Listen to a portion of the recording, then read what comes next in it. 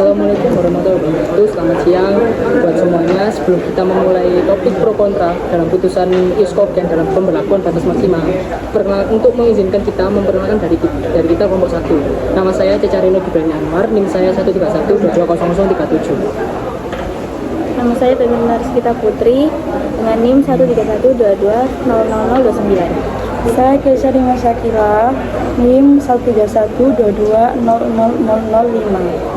Saya Shirley Alfiani dengan NIM 131220071.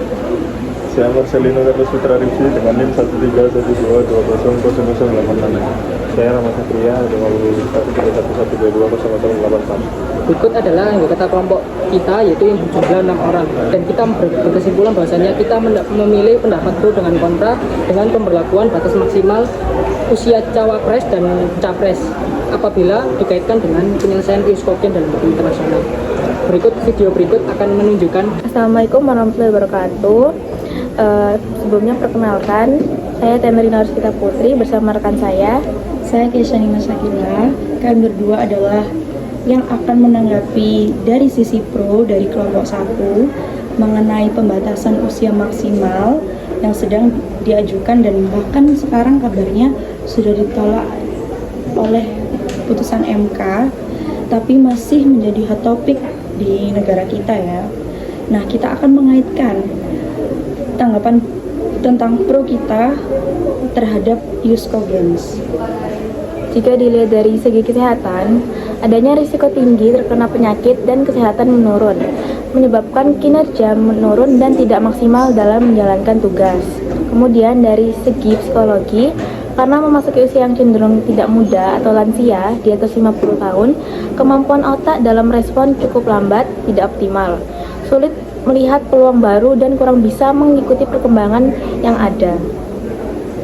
Nah, selanjutnya, kalau dari sisi teknologi sendiri, karena bila kita melihat ya, usia di atas 70 tahun pasti kurang bisa mengikuti perkembangan teknologi, apalagi di era globalisasi ini kita dituntut untuk menguasai teknologi, bahkan bersaing dengan teknologi. Jangan sampai kita yang dikontrol oleh teknologi, jangan sampai teknologi yang mengendalikan kita.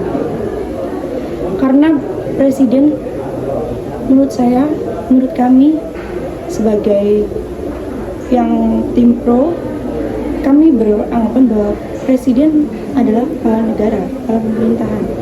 Bila Presiden diposisikan dengan umur di atas 70 tahun saja sudah termasuk kategori lansia. Kalau kita melihat dari segi tersebut, pasti banyak kekurangan-kekurangan yang ada, dan kenapa kita tidak memberi batasan maksimal juga jika ada batasan minimal.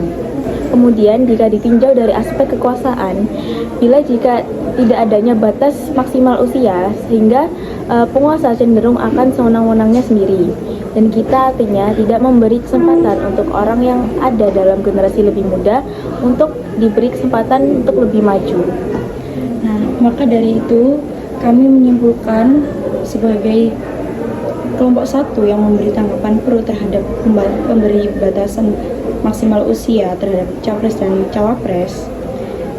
Penyelesaiannya bila dikaitkan dengan Iskogens adalah harus diberikan batas maksimal usia, karena seperti yang tadi aspek-aspek yang sudah kita jelaskan dari segi kesehatan, teknologi, psikologi, dan bahkan dari segi kekuasaan. Kami merasa penting diberikan batas maksimal usia karena banyak hal yang perlu dipertimbangkan, sehingga kita harus memberikan batas maksimal usia. Terima kasih. Dari pembahasan teman kami 2 tadi yang menganggap pro, bahasanya kita dari kelompok 1 menganggap bahasanya ada pro dengan kontra, dan kami berempat memilih kontra. Kenapa memilih kontra? Karena gini, putusan Mahkamah Konstitusi yang diajukan ke Mahkamah Konstitusi itu ada 5 perkara tentang batas maksimal, tetapi sayangnya itu semua ditolak. Tetapi di sisi lain ada namanya batas minimal, yaitu putusan nomor 90, yang dimana batas minimal ini digugat untuk menentukan batas minimal presiden. Nah, tetapi ketika memutus, ternyata Ketua Mahkamah Konstitusi memutus bahwasanya itu hanya sebagian, yaitu minimal berpengalaman jadi kepala daerah. Hal tersebut menjadikan kontroversial, menjadi seluruh kontroversial negara, yaitu dinasti politik. Nah, kenapa kita memilih kontra? Karena apa? Tidak ada keberlakuannya batas maksimal di seluruh negara-negara. Baik dari ius cogen, kalau ibaratnya diberlakukan di semua negara. Karena apa? Tidak ada negara-negara yang melakukan batas maksimal presiden. Apabila kita ditinjau dari sebagai aspek kesehatan, lingkungan, teknologi, itu tidak ada kaitannya dengan batas maksimal. Selanjutnya dari Marcel. Ya, menurut saya sama dengan Reno sih. Tidak ada hubungannya adanya batas maksimal untuk suatu pemimpin negara. Karena menurut saya jika alasannya adalah kesehatan, pastinya sebelum beliau mencalonkan diri pastinya ada yang namanya tes kesehatan, tes kemampuan dan lain-lain, pasti banyak prosedur yang harus dijalani. Jika memang beliau tidak sanggup, pastinya dari tes itu udah bisa gugur lah. Jadi yang otomatis yang bisa nyapres kan hanya yang lulus tes aja. Mungkin dari saya itu aja sih. Ya, lanjut dari Shirley. Itu termasuk di diskriminasi sosial. Menggunakan batas usia dapat dianggap sebagai diskriminasi terhadap individu yang memiliki kualifikasi dan pengalaman yang baik untuk menjabat, namun dikecualikan hanya berdasarkan batas usia. Selanjutnya, kalau bagi saya ini pengalaman berharga. Yang lebih tua mungkin memiliki pengalaman yang lebih kaya dan pemahaman yang lebih mendalam tentang masalah-masalah kompleks. Namun penting untuk diingat bahwa aturan tentang batas usia maksimal dan dalam pemilihan umum dapat bervariasi di berbagai negara dan merupakan hasil proses demokratis. Terlepas dari pendapat kontra ini, alasan dibalik batasan usia tertentu seringkali didasarkan pada pertimbangan tertentu yang mungkin melibatkan kesehatan dan produktivitas dalam menjalankan tugas-tugas kepemimpinan. Baik, terima kasih. Panian.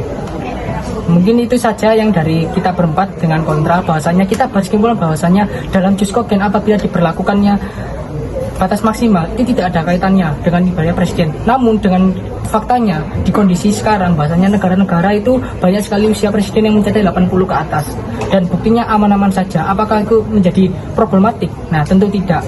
Mungkin sekian dari kita berempat yang dari kontra. Terima kasih. Wassalamualaikum warahmatullahi wabarakatuh.